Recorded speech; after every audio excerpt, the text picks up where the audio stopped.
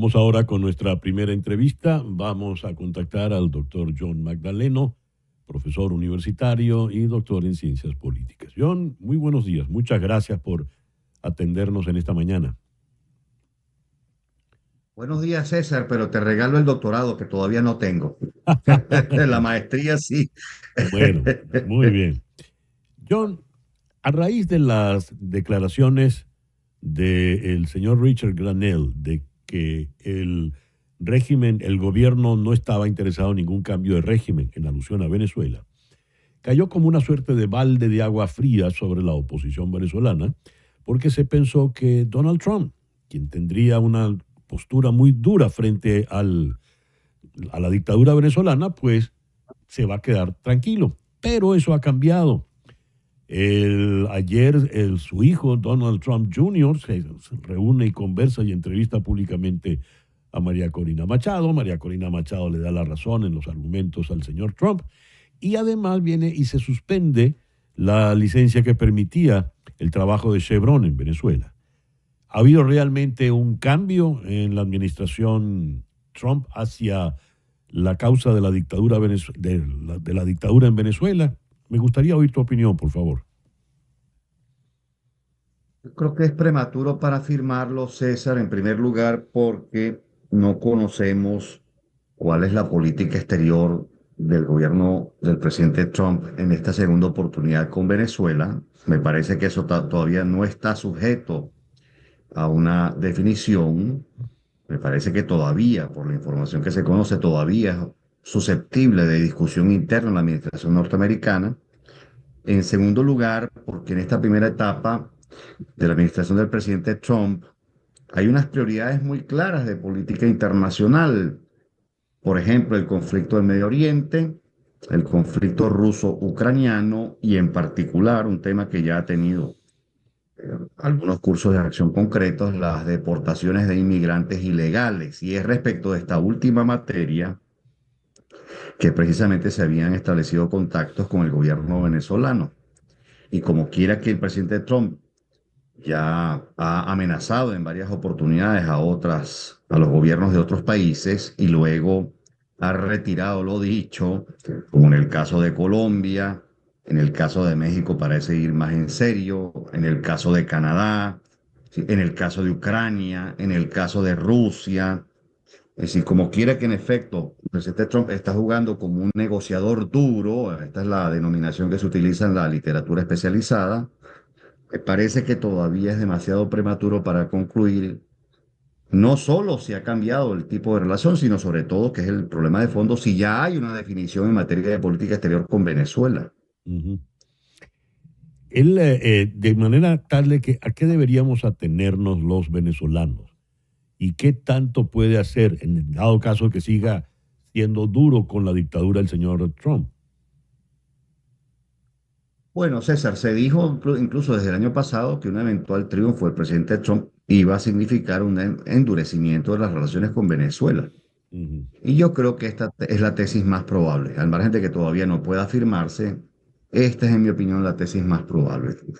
Entre otras cosas, porque este es un tema de política exterior que quedó pendiente de la primera administración de Trump. De hecho, tanto esa como la administración del presidente Biden fracasan en intentar una redemocratización del país, de forma tal que esa podría ser un tema de la agenda de política exterior pendiente desde la vez pasada. Y sobre todo, como ya demuestra la forma como viene actuando el presidente Trump, como me parece muy probable en la medida en que él va a presionar mucho a aquellos países que como, tengan intereses contrarios a la agenda de política internacional de los Estados Unidos. Eso me parece muy claro y creo que el presidente Trump lo dijo desde su discurso de toma de posesión. O sea, ahí señaló Uh-huh. algunos de los objetivos de política internacional. De forma tal que, ¿a qué deberíamos atener? Bueno, al margen de que la no renovación de la licencia de Chevron en el corto plazo no tiene un efecto inmediato, sí tiene Uh-huh. un efecto sobre las expectativas bastante Claro. evidente.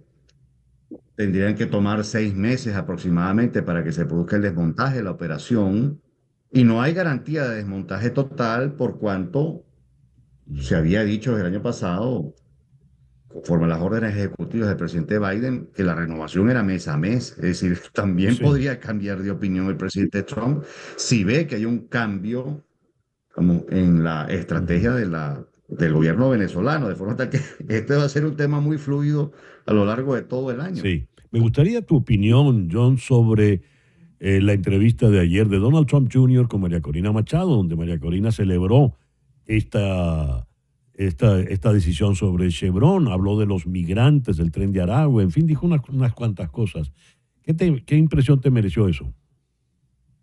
César, no he visto la entrevista, pero sí tengo una opinión sobre ese tema en particular que señalas. Y obviamente es una opinión crítica.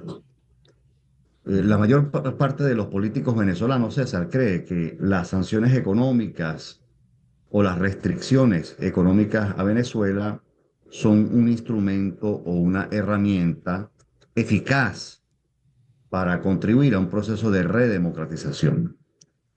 Y lo entienden así, creo, porque efectivamente es un instrumento de presión severo sobre cualquier régimen político.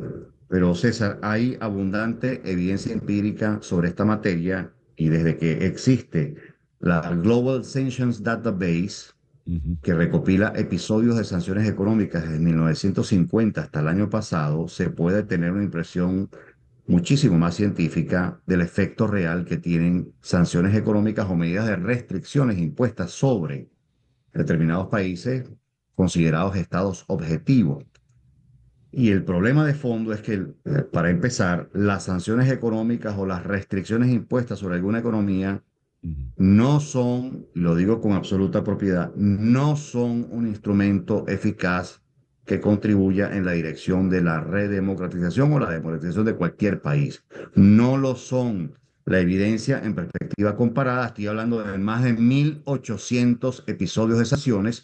Eso es lo que contiene la base de datos de la Global Sanctions Database, que recoge episodios desde 1950 hasta el año pasado. Sí, No son ese tipo de ya. instrumentos, sanciones comerciales y financieras no son un instrumento eficaz en esa dirección. Antes bien, por el contrario, pueden dificultar el camino o la aproximación hacia una transición a la democracia. Ese es el problema de Sí. ese tipo de medidas. Te leo unas palabras textuales de María Corina Machado ayer. Maduro ha forzado intencionalmente la migración. Dice, por supuesto que el régimen abrió las cárceles, usan el Tren de Aragua para desestabilizar el continente. Usted dio a Diosdado Cabello recibir al Tren de Aragua como héroes.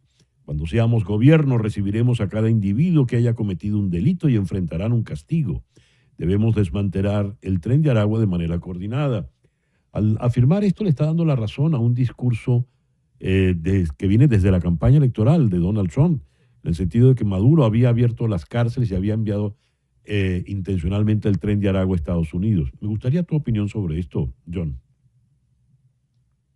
Bueno, César, en primer lugar, yo no puedo afirmar que todos los venezolanos que han llegado forman parte del Tren de Aragua. Me parece francamente Evidente, evidente. una afirmación demasiado ligera. Es Sí. decir, ¿cómo sabes que todos los que han llegado efectivamente constituyen en primer lugar delincuentes?